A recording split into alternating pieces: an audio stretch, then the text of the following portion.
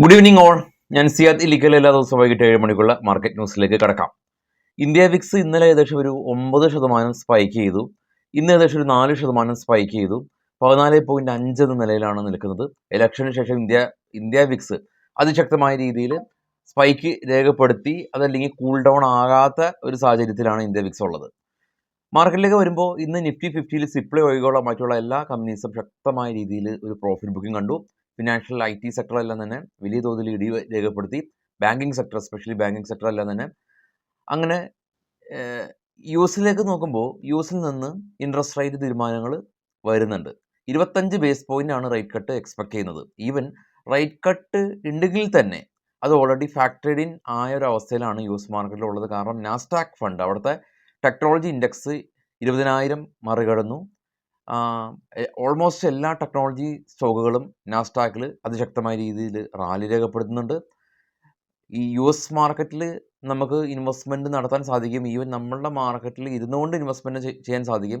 മോത്തിലാൽ ഒസ്വാൽ എല്ലാം തന്നെ മാനേജ് ചെയ്യുന്ന M100 എന്ന് പറഞ്ഞ ഫണ്ട് കഴിഞ്ഞ ഒരു നവംബർ മാസം മുതൽ ഏകദേശം ഒരു 30% ഒരു ഗെയിൻ നേടി കൊടുത്തിട്ടുണ്ട്. അപ്പോൾ ഈ ഒരു അവസ്ഥയിലാണുള്ളത്. നേരെ സൂചിപ്പിച്ചപ്പോൾ തന്നെ ഈവൻ US മാർക്കറ്റിൽ 25 ബേസ് പോയിന്റിൻ്റെ ഇൻട്രസ്റ്റ് റേറ്റ് കട്ട് ഉണ്ടെങ്കിൽ പോലും അത് ഓൾറെഡി ഫാക്ടേർഡ് ഇൻ ആയ ഒരു അവസ്ഥയിലാണുള്ളത്. ഇനി അതിനുശേഷം ഉള്ള അവിടുത്തെ ജെറോം പവലിൻ്റെ US മാർക്കറ്റിനെ സംബന്ധിച്ചുള്ള സാമ്പത്തികപരമായിട്ടുള്ള അദ്ദേഹത്തിൻ്റെ അഭിപ്രായങ്ങളെല്ലാം തന്നെ വളരെയധികം ഇൻഫ്ലുവൻസ് ചെലുത്തുന്ന ഒന്നാണ്. എനിവേ നമ്മുടെ മാർക്കറ്റിൽ ഇന്ന് ഇതാണ് അവസ്ഥ. ശക്തമായിട്ടുള്ളൊരു പ്രോഫിറ്റ് ബുക്കിംഗ്, ഇന്നലെയും ഇന്നും ശക്തമായിട്ടുള്ളൊരു പ്രോഫിറ്റ് ബുക്കിംഗ്.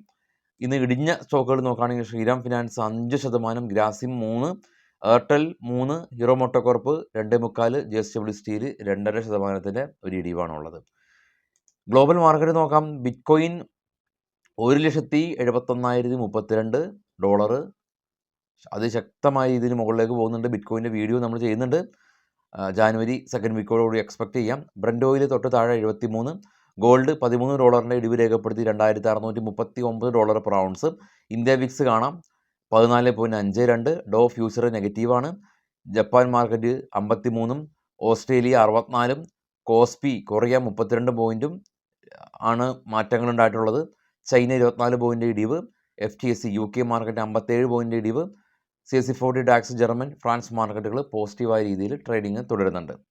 ഇത് നമുക്ക് കുറച്ച് സ്റ്റോക്കുകളുടെ വാർത്തകൾ പോകാം. അതിനു മുമ്പ് നിഫ്റ്റിയുടെ ചാർട്ട് കാണാം. ഓപ്പണിംഗ് റേഞ്ച് ഘട്ടം ഘട്ടമായിട്ട് ഇന്നത്തെ ഓപ്പണിംഗ് റേഞ്ചിൽ നിന്ന് 325 പോയിൻ്റ് ഇടിഞ്ഞ് അവസാന സമയത്ത് കുറച്ച് കൺസോൾഡേറ്റ് ചെയ്ത് നിൽക്കുന്ന ഒരവസ്ഥയിലാണ് ഉള്ളത്.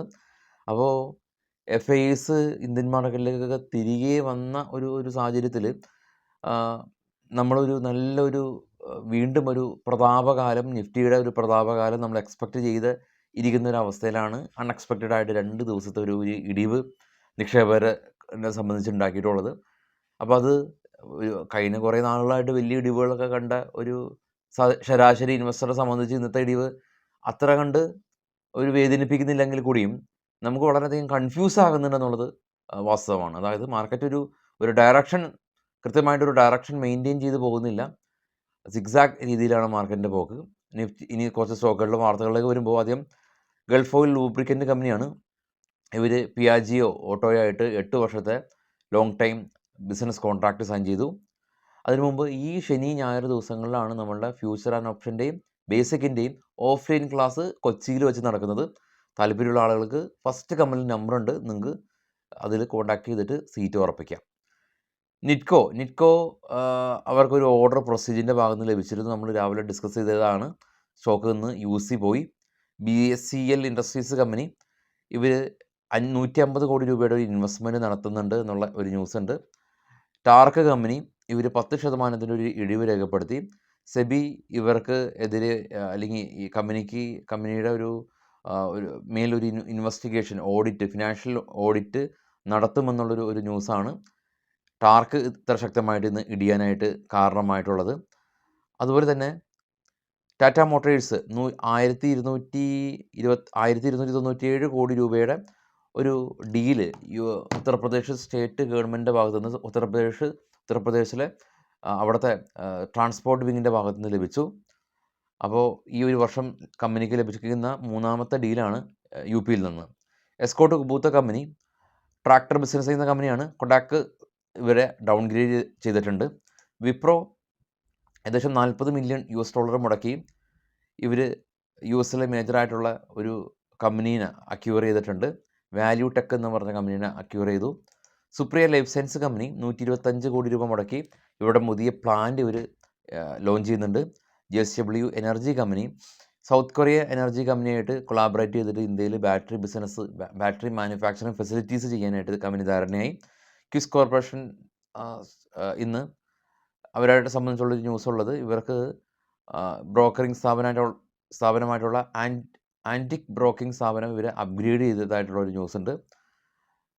യൂണിമെക്ക് എയറോസ്പേസ് കമ്പനി ഇവർ IPO ഓപ്പൺ ആവുന്നുണ്ട്. പ്രൈമറി മാർക്കറ്റിൽ IPO ഇവിടെ ഓപ്പൺ ആവുന്നുണ്ട്. SME IPOയും പ്രൈമറി IPO ഉണ്ട്. SME IPOയുടെ ഒക്കെ അവസ്ഥ നമുക്കറിയാം. 1 ലക്ഷം രൂപയാണ് ഇൻവെസ്റ്റ് ചെയ്യാൻ. ലോട്ട് അനുസരിച്ച് മാത്രമാണ് സെല് ചെയ്യാൻ സാധിക്കുകയുള്ളൂ, ഒറ്റ ലോട്ട്.